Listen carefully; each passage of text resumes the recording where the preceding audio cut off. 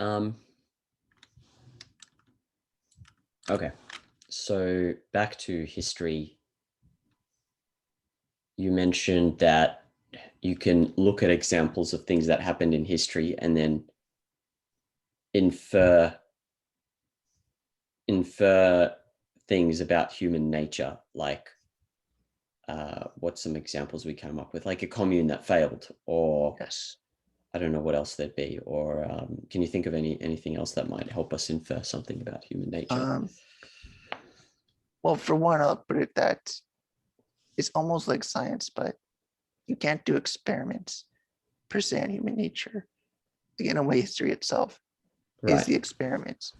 right, Each thing is, I think, things like wars are a good example of, I think, kind of what leads to conflict about, or how people think about their conflicts.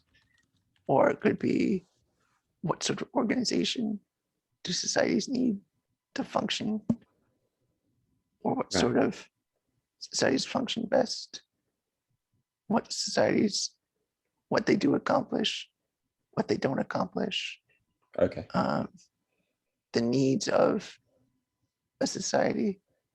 You could see what, like, even ancient Rome could tell you a lot about what you need for a healthy society, even what leads it to collapse and all things like that. It's just really anything you could ask about long-term human behavior, not just the right, short-term, but the right. So like, implications of. Go yeah, ahead. sorry.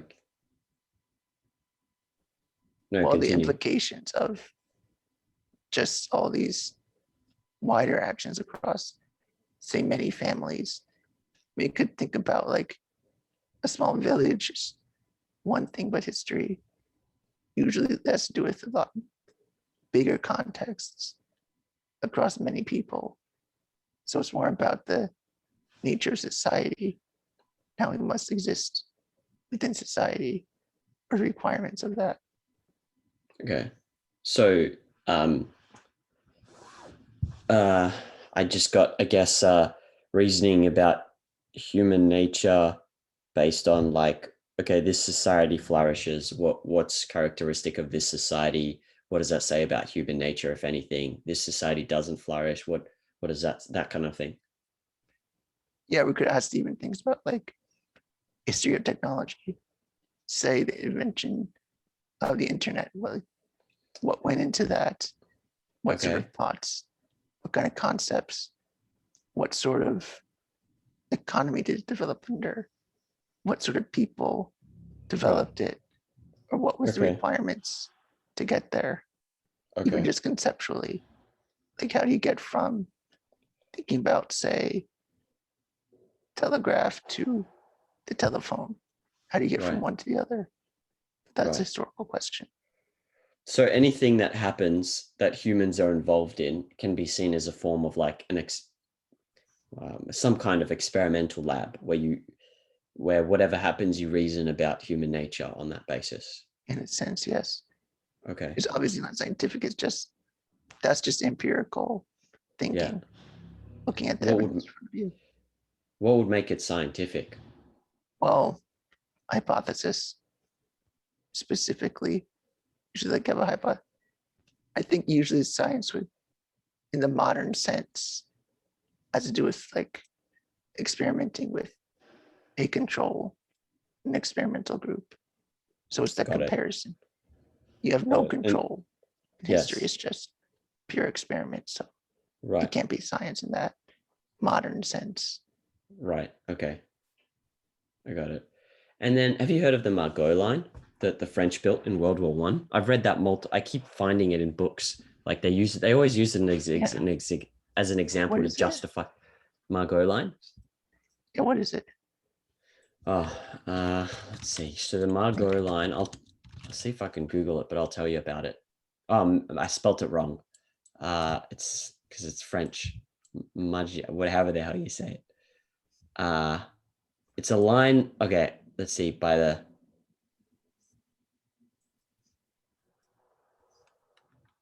All right, let's. I'll paste it here. Okay, yeah. The Maginot Line, whatever, named after French Minister of War, is a line of concrete fortifications as well as obstacles and weapon installations built by France in the 1930s to deter invasion by Germany. Yeah. And they just went around it in World War II. Yeah, I know. Yeah, I do know. Oh, okay. Okay. Yeah, it's just So, going around. but it comes up in, it's funny because everyone uses this as a basis for, as we as it says here in this quote, as a basis to theorize. Everyone uses this, right? And they come up with whatever conclusion they want to. Like I picked up a book called what is it? Uncharted: How to Navigate the Future, and in the chapter called "History Doesn't Repeat," and you can't. What was it? Let me see. Does history repeat itself is the name of the chapter, and basically the answer is no. And that's used as an example, like, well, the Germans just went around it. You can't predict the future. You don't know what's going to happen. History doesn't repeat. And Nassim Taleb uses it to say, like, oh, we tend to focus on the particulars rather than the general and draw an abstract lesson. And anyway, the point is, it always seems to be used, and it just comes up a lot. Yeah. And so in a sense, that's being used as a basis to theorize, but how do you know you're doing it properly? Because, maybe I don't know enough history to know, but maybe there are examples of someone who built a big defensive um, thing, a big defense of some kind, like a big wall to protect from an invasion in a place where they were previously invaded, and it worked again the next time. And so, everyone could be talking about, history repeats itself. You can use this, the Spanish wall, that they invaded in this area, and then they built a wall there, and then they invaded again there, and they lost because we learned from history. And so in that sense, you're using some historical event to theorize, but you can without there's so many different things going on and you don't have knowledge of them. So how do you get what I'm trying to get at? Yeah, like what could you conclude? So you're Yeah, asking? like of one isolated event, how do you know that that's a basis for you to theorize? Like the Maginot Line or whatever. How do you know that like without, you need lots of different events of the same thing happening, and you need to find if there are counterexamples. But if you don't have knowledge of counterexamples, how do you know? Like I don't really get the process of like inductively going from some historical events to then theorizing is sort of my question. Maybe this is too deep in history, so we don't need to get into it. I'm just asking stuff, and then we'll see. Yeah, where that we go. might be really deep in the method of Yeah. doing history. I would say yes, that you do need several examples before you say anything or general. Otherwise, it's a story. It could mean anything because it's so specific. It might remind you of something, or it might sound like, say, don't make assumptions when you think, or it's an example of thinking inside the box. But that's just saying this is an example of something else I've thought about. Like it could make sense, like thinking inside the box, like, oh, just make a big wall, because that's what we always do. It's easier to think that way. And maybe they're assuming that, oh, we don't need to do something radical or different. Right. And you call that thinking inside the box? Yeah. You're too Okay. constrained in how to, say, protect from the Germans. But they just like, oh, we'll make a wall, but they could be more creative. Yeah, I guess the difficulty though is that it goes back to what we said. It's too deep to get into right now, but like, how do you, what do you draw from? How do you draw generalizations from history properly without doing something like this lady who wrote the book Uncharted is doing? Just like taking one event and then just saying, oh, history doesn't repeat itself. Look at the Maginot Line or whatever.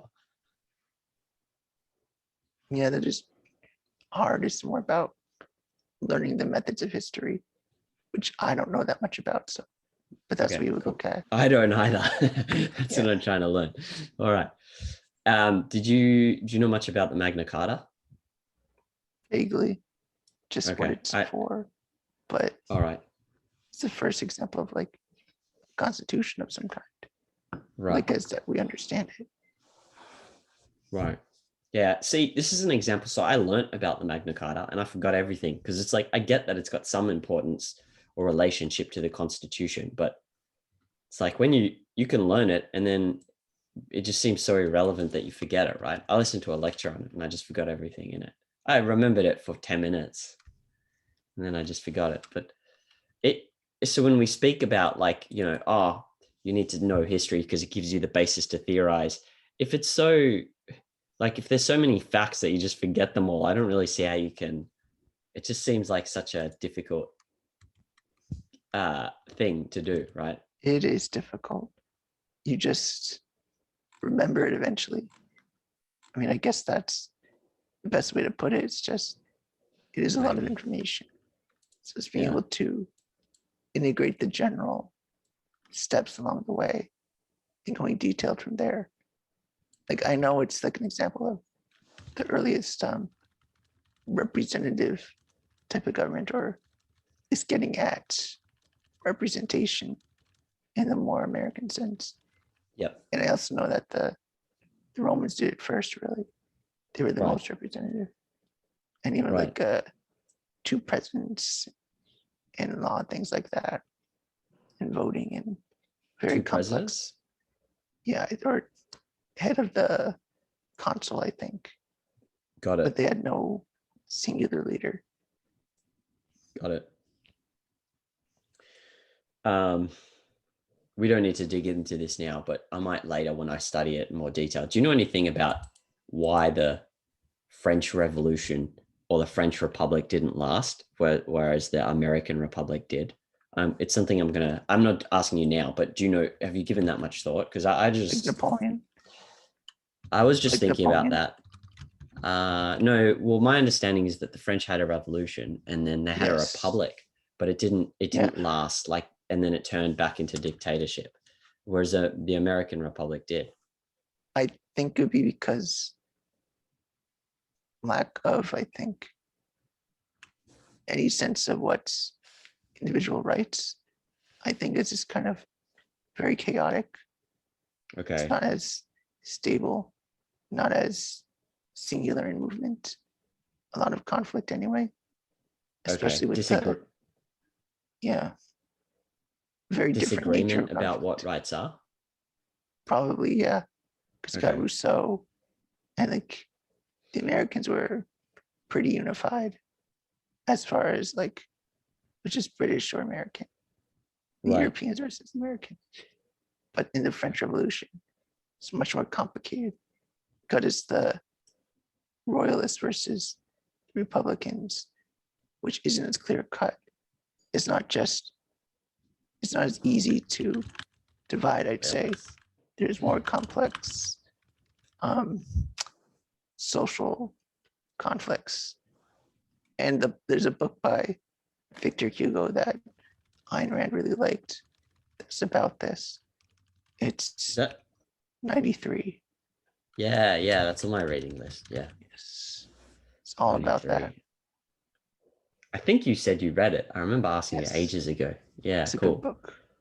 All I right, like it. I'll definitely I'll add that to my list alongside Nietzsche and Aristotle. All right. By the way, if I do get onto Nietzsche or Aristotle, which would you say I go first? Aristotle or Nietzsche? If I'm going to study it with you, Aristotle usually. Aristotle. Okay. Aristotle depends what you're reading. It really depends for Aristotle because there's so much. Like I'm reading now, De Anima. That's easy to start with. Yep. Metaphysics, really hard. You gave me. I've already written down the ones you recommended for me to start with, so I've got it all. Yeah. Yeah. Have you know how like the economy is, so this is where I'm still figuring this out, but like, so my understanding is that Rand and Leonard Peikoff say that philosophy is what, or Peikoff says this, philosophy is what determines history. Yes. But then there's also politics and there's also economics, right? Because like, if you, for example, I remember that I think the Arab Spring started when food prices went up, and there's probably tons more Yeah. examples where economic collapse leads to social unrest. I think that's the formula, right? Yeah. And so, what do you have any thoughts on that as far as like causal factors in history, philosophy versus politics versus economics?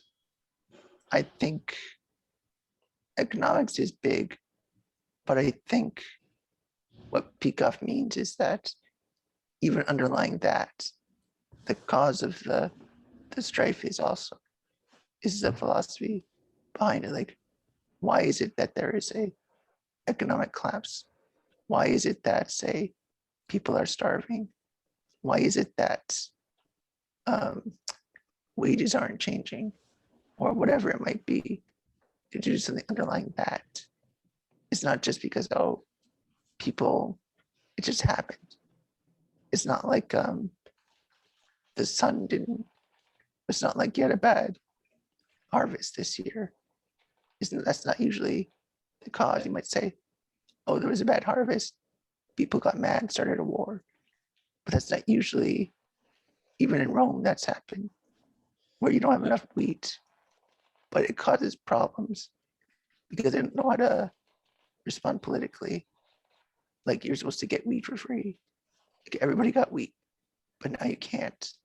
So the way you've organized your government could cause problems. That's Right. why there's strife anyway. Why are you low on food? Because the way you distribute it. Why you distribute it this way? Well, it's because your philosophical foundation, what society is built on. Right. Like, do you distribute wheat or not? If you say yes, distribute wheat, give it to the people, well, that affects tons of things. The economy, what you deserve, what the government owes you, how the government functions, things like that. It, the idea of like when, so in this example of giving the wheat, isn't the idea of like historically the idea of altruism is it comes at a certain period, right? But what about before that? Like, what would be the cause philosophically then?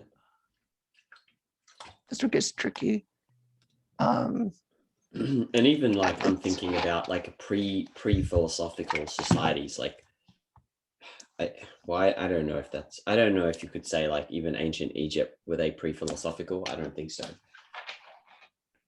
Not quite. They're at the like cusp of it. A Right. lot of them they're very mystical, Yeah. fundamentally. But yeah, I mean, people explain it at the time, like Rome would blame immigrants or Oh, decadence of really? society. Yeah, they did sometimes. Oh, yeah. Like, Sorry. point Or where what? Decadence? decadence, like too hedonistic, or the family unit is being destroyed. Or one of the Roman emperors thought that like Ovid is a terrible poet. It's about love and sex too much. It's like that's ruining society. Wow. That's because we do that today, don't we? Yes, I got yes, I got some quotes for you on immigration that I'm reading a book by an investor that I used to like. I still like him. He's traveled the world, so I just pasted it in here. yeah, He quotes Deng Xiaoping, but also he talks about his experience with people talking about immigration, and he says this. yeah,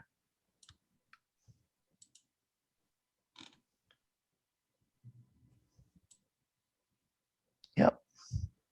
The Romans did that too. Okay, that's super interesting. Um, okay.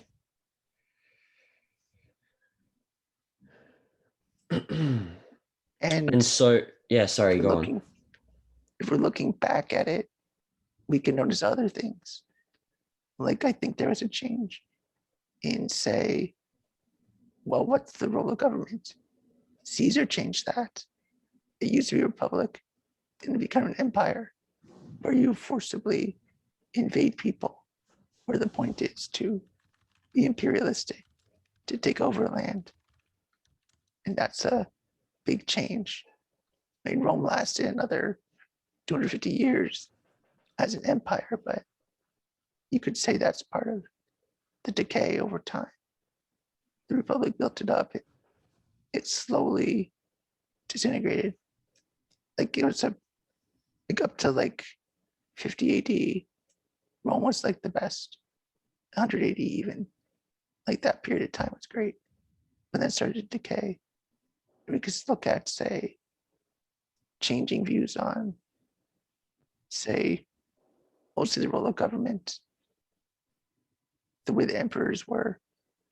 They used costly wars, like tried to, it's hard to say exactly because it's such a big country. But we could even say a lack of a philosophical foundation is a possibility, that each emperor is kind of their own thing. It's so, I mean, I've got a couple of things that I'm thinking about. So one is, you talked about, I don't know history, but I know that the Republic to Empire thing is associated with the crossing of the Rubicon, I think. Yes. But isn't Related. that's a political cause, right? That I would, it's a, like, there's no Yes. philosophy in that. Well, we can say it starts as like the more proximate, more direct cause is this immediate political thing Okay. versus, say, what's led to the conditions where this could even occur is kind of how I'm distinguishing it. You've got the political event, but what enabled the event is another way to look at the cause. Okay. Right. Like, how was it I got, that crossing the Rubicon, like Caesar had his own army and he was misusing it? And what enabled him to misuse his authority? Because the Republic gave him the authority to be like a supreme commander. He just took it over. Well, they didn't even give him the authority. He just abused his position. And nobody could really stop him because he was so powerful. So he could just do what he wanted. So what enabled that? A general being able to have that authority. it still seems political though. They enabled him to have that authority because of a political action. But why would they want to? Not just that they did, but I what don't know. motivates them, I have no idea. ethically Yeah. speaking? Why should they support Caesar? Why does Caesar have this authority? Why Like, does why he? did I have no they? idea. Yeah, why? I don't know all the details. Part of it Okay. was that he raised money to make his own military. Most generals did. And then the Romans give it like, oh, now we'll let you do this for us, basically. Like, you're part of us, basically. Wasn't really as, the point is that you can, what sets this, the ethical beliefs say, or why was this, why are people even thinking about giving Caesar authority to have a giant military, things like that? Right. So keep drilling down into the whys. But Yeah. that's, yeah. So I'm going to read something to you. Ignore what I just pasted. I'm going to read this first. So this is from Jim Rogers' book. And it relates to what you mentioned about them turning from republic to empire. But by the way, is empire, what's the definition of empire? It's when it's, I'm just going to look it up. Is that when, because I've heard the US being called an empire as well. It's usually like invasion to take over other countries to make it part of the country. Because in the dictionary it says extensive group of states or countries ruled over by a single monarch, oligarchy, or a sovereign state. But You would say that Yeah. also includes, because it's not enough to have a single monarch, because then you could say Yeah. North Korea is an empire. You say Yes. that No. it has to include aggressive land expansion or something. Yes. Okay. Aggressive land expansion is the Okay. main thing. Okay. Got it. The So Republic there's did have expansion, but it was held back a lot by Republican government, which is right. like the American government. So that held it So back. here's this And there was quote. no Yeah, absolute sorry. authority. That's why there was a Right, got whole it. representative government. Got it. So Jim Rogers wrote this. Um, he's talking about America and the rise of America, and then he says, so it was an exciting time economically, socially, and artistically.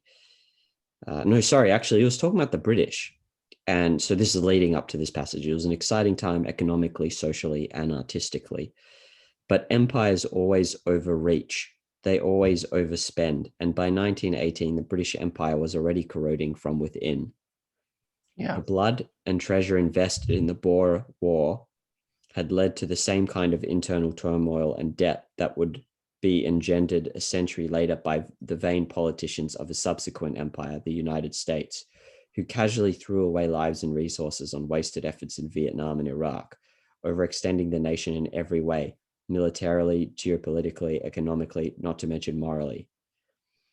The First World War political reaction to a horrible act of terrorism had advanced Britain's overextension. Members of the British and German royal houses, blah, blah, blah, blah, blah. But the point is, he's talking about empires always overreach historically. What is that? Like, what do you have any knowledge of why is it that when you get a dictator or you get a monarchy or you get some powerful nation, it always overreaches and expands militarily all over the world? Like, what is the cause of that? Why is Um, that a thing? Like, even here, look, so in this I don't know how accurate this is, because this is someone just talking about basically an advocate of gold, so that I don't know how well thought out their views on history are, but this advocate of gold says the pendulum, so I guess he's taking an economic perspective, but he says the pendulum always swings between quality money and quantity currency. And then he talks about how as economic affluence grows, so does political influence, and it increases expenditures to fund a massive military. Eventually, it puts its military to use and expenditure explodes. And then the mechanism is stealing wealth through currency debasement. But the point is, like, there's always this formula of like massive military expansion. So I'm curious why that happens. And if it's always the case, or are we just reasoning on the basis of a few empires like Rome and Britain? I would start by America. saying that, well, looking at this, well, first off, I'd say big countries, how do you even think of what's the right thing to do? On some level, you need some kind of principle or basis on which to operate your country. Right. Otherwise, you can't deal with each and every concrete. You have to have some way of acting, like some kind of principle that you use. But the bigger it gets, the better your principles need to be, the more they need to take into account. And I think it's harder and harder to do the bigger you get. Eventually, you'll just collapse. You can't maintain it eventually. The only Sorry, way, what do you mean you need more? So you need more principles when you get bigger? or better principles at least, that can take in more concrete, wider principles Right. that can deal with more. In which case, Rand, for example, would argue you need individual rights to get that widest principle to stay balanced, to do what a government should do to maintain a society in the best way possible. So it's just a matter of, I think, finding the right principles that take on the best way to um, build a society. I think it's as simple as that. And often empires or just simply not built on a good enough principle. I think you're right that you would need more examples to help, but I think there's enough examples of empires to really start thinking about it. Right. Not just European, but African, Asian, American, as in like Mayan or Aztec or Inca. They were all Right. empires Okay. too. Right. Uh, what did I want to ask you? Okay, so you need better principles to have a flourishing society, but then why does it so happen that when you do get empires, they always just continuously expand aggressively until the point that they destroy themselves because they spend too much and debase currencies, for example, like in the example of Britain, which Jim Rogers gave, or I think this gold bug that I've pasted his theory that I summarized. Like, I assume he's just talking about Rome, but and even the US is a good example, right? Like US debt levels and Yeah, the government's just expanding everywhere all over the world. In the case of the US, it's on the reasoning that they want to make the world safe for democracy. But what I don't. So okay, you need better principles, but what is it that, do we have any ideas what causes this need to expand everywhere? Like maybe in the US you could say it's altruism, but could you say that for Rome? Like, I don't I think don't so. know. I would be speculating, but yes, Yeah, okay. that is the right next question. You Okay, would I got ask it. that next. Okay. And then that's how we work out if the root cause is philosophy, the proximate cause is politics. Yeah, proximate And being like, as Aristotle would say, the efficient cause, the more immediate reason this right, occurs, right. versus say a final cause, like the purpose behind all of it, why this occurred anyway, I got what it. the people were getting at in the end. So hopefully you have, so in life we have principles to, we function by principles to guide us to points on a map that we can't directly see, to Yeah, borrow Dr. Binswanger's terms, right? Like you explained that to me. yeah, What he was saying was that there are things that are not right in front of us that we can perceptually see. And so we have principles to guide us to avoid, like you go to the dentist on the principle that you have to maintain your health. And sometimes that leads to immediate, I don't know if this is a principle, but it leads to immediate pain. And so if you go by direct perception, you wouldn't go to the dentist because it would be painful. But you yeah, need to be guided by principles and abstraction. So uh, the same thing about principles. And so I can see how historically, if you don't really have knowledge of the root causes, then it seems like there's so many things happening in the world and you'll be taken by surprise by everything. Like when a conflict breaks out over some seemingly small thing, it becomes baffling if you don't know yeah, what the root cause is. yeah. And All there's right, been yeah, sorry. short wars that started, I think, Honduras over a soccer game.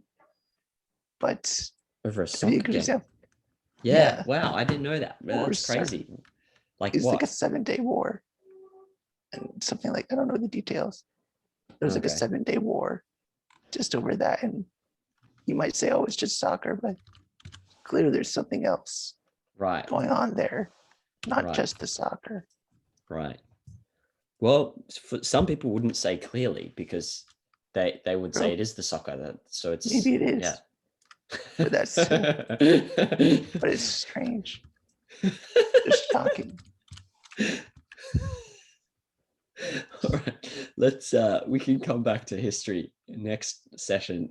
In the time we have, let's go over this just for like Yeah, clarity of yeah. communication. I don't know if you want to read through it with me, or how do you want to do this? I'll read through it with you. Okay, cool. So this is my title. Comment. You can like comment on anything, like how the title, like how Yeah. if I can ask better questions on forums, that's a big positive for me. So Well, read it out loud to yourself. I'll listen. It's a good way to check that it sounds right. okay, so title is your organ for a grape? Question mark. And then I like that they have little subtitles here. So the question really is, in essence, how to concretize convincingly the consequences of violating principles. So I understand broadly that the violation of any principle is considered to be always, without exception, self-destructive. But there's this broad understanding I have, and there's what I see when I look out into reality, which often shakes this broad understanding. I said specifically self-destructive because I've seen people argue that you're destructive towards someone else. But the point I'm trying to make is that from my understanding, the point is you can say that you're destructive towards someone else, but the point is it's supposed to be bad for your life. So it's self-destructive. And I said, consider these examples. So there's a bank robber, he gets shot and was killed by the police. Okay, that's one. But then there's a man who spent his 20s addicted to cocaine and robbing banks, and he got arrested and he's sentenced to 10 years in high security prison. He escaped to India and went from living as a medic in the slums to becoming a high-level black market currency dealer and gun runner. His life was packed with so much adventure and story that he became a famous, popular novelist and greatly profited from his tale. There you go. Okay, that's a true story, by the way. There's a highly successful businessman who runs multiple companies and sometimes downloads pirates business courses rather than paying for the full price for them, because in essence, he doesn't feel like paying for beneficial knowledge when he doesn't need to. His financial success was in no small part due to all the courses he has downloaded and learned from, especially early on when he had little money. Okay, another example. A man who joins his friends on a Friday evening to watch TV shows accessed against a company's terms of service. A VPN, so parenthesis, a VPN is used to purchase access overseas content from a TV streaming company that would otherwise not be purchasable, accessible. Despite this being a contract violation, the company do not enforce this, and the man and his friends have a fantastic evening watching American TV series through contract violation. So when I look out into reality, what I see is that sometimes people incur clearly perceivable penalties for violating a principle, and sometimes they appear not to. In fact, there are many instances where they appear to gain from the violation. This is what gives me the sense that principles are more like statistics, in that they sometimes work and sometimes don't, but mostly they do. I know the idea is that they are not like statistics because they capture something so fundamental to human nature that they always work. I expect someone might say that what's missing here is that there's unseen or inner life to consider. Dr. Peikoff explained this in Understanding Objectivism, Lecture 3 Q&A. So this is from Peikoff, which he says, someone asked, what about a used car salesman who by one fraudulent deal could make enough money to retire for life? And Peikoff says he's simply saying that it's not self-evident that $1 trillion is worth more than the harm that a lie does. Would $500,000 be worth more than a mutilation to get? Are there no other factors to take into account? And talks about man's inner life, his mental processes. And then Binswanger in How We Know says, you establish it in one's soul. Like if you endorse an opposite principle, you establish it in your soul. But so I quote those and then I say, but I'm struggling to convincingly concretize this on the basis of real world examples. And so I feel like for me, there's a kind of broad, low resolution, abstract understanding, and then there's something else out there in reality. I have read all the fiction many times. I've read the Q&A part from Understanding Objectivism. I've read the part from How We Know. I've read OPAR twice, very thoroughly, with 100 sessions. Louis, speaking to you, asking you questions upon questions. I've listened to The Art of Thinking and still I am unable to get my head around this problem. Am I right in saying that with enough truth through examples, at some point principles start functioning in the same way as the generalization all men are mortal? You may know little about a specific person, but you know he is mortal. Similarly, you may not be able to clearly project the negative consequences of violating a principle in a given situation, but you know the violation of that principle is deadly. I figure that what I need is lots of examples to chew through, but I'm not really sure how to find them and work through them. The only person whose inner life I have access to is my own, but when I reflect on the times I've violated some principle in a minor way, it's hard to see clearly negative consequences. Yeah. There we go. So any criticisms, feedback, thoughts, and I will take them into account for next time. So I think it's good to start the way you did, saying, I understand broadly, blah, blah, blah. You're saying what you understand it to be the case. I think that was good. But it's not clear why you pick these examples specifically, other than well, it's not clear immediately. You just throw out some Okay. examples at me. I'm not sure. Um, Looking at the really much. Consider these examples. It's not clear immediately what your problem is in those examples. I Right. think that's the first thing. Like you say, Right. there's a problem, but I feel like when I see that, it's like, what information am I looking at? What do I need to know? I mean, I like the story there, but it doesn't seem to help me. Like Okay. either use one, if it's going to be detailed, or just use some general things. You don't need all those, because I think to get the point, you only need one to talk about. Also, it's not clear. I mean, is there a sense that it is clear to you that it's bad to violate a principle? You've got the uncertainties. What about the ones you're more sure about? I mean, Okay. I would So have a then mixture. how would I introduce? So what I was trying to accomplish with these examples was like, okay, here are examples that some of which are an example of a principle which when violated results in immediate clear negative consequences, like the bank. That was why I put the bank robber who got Yeah, shot and that's killed. fine. But then here are examples like that. I can't see that at all. In fact, I see the opposite. I see someone gaining through violating principles. So I was trying to, but how do I compactly explain? I want to give some examples of things to think about while I wouldn't know how else to introduce that. Um, I would stick with 3 rather than 4. I think it just got to a point where it's a bit much because you're Okay. just, so you can at least discuss them. I mean, I don't know if you say much more about them after that, other than to say the problems. I would want you to address it more, or something more specifically about the issue there, or scroll down a bit. You're talking about appearing to gain versus, and that they seem statistical, but you don't think they are, just but there's a Yeah. conflict. Yes. Um, that much is clear what you're Okay. saying, So but I maybe think, go ahead. uh, what you're saying is that maybe I should have put this bit up here, like said something like, here are some examples that make me feel this or whatever. Yeah, I would start with this part ahead of everything to get to the Okay. point. Like, this is what's in your head. And you give an example of why it's in your head. And then you could proceed to, I don't analyze one, say what you think is right, or say why one example. On the one hand, principles would be good, but on the other hand, it would not.